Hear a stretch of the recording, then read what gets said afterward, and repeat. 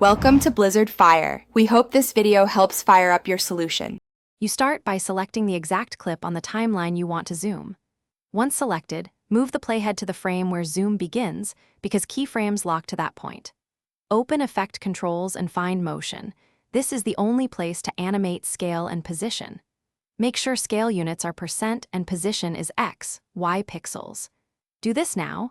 It avoids guessing later and ensures your first keyframe records correct starting values before you choose. With your starting keyframe set, scrub forward to where the zoom should finish. Click the scale stopwatch earlier. Now add another scale keyframe at the new playhead position and increase the % until you see the desired crop. If you need to pan while zooming, add position keyframes and Shift X, Y to keep your subject centered. Once done, preview the motion. Make small adjustments to keyframe timing so the zoom speed feels natural rather than abrupt. Finish by smoothing the movement. Select your keyframes and choose ease in or ease out so the zoom accelerates and decelerates naturally. Make sure high-quality playback is enabled to judge aliasing and edge crops.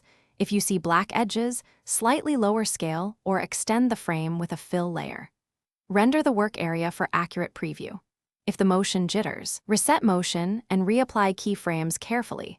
Recentering with position usually fixes offset. Thanks for watching. If you found this helpful, don't forget to like and subscribe.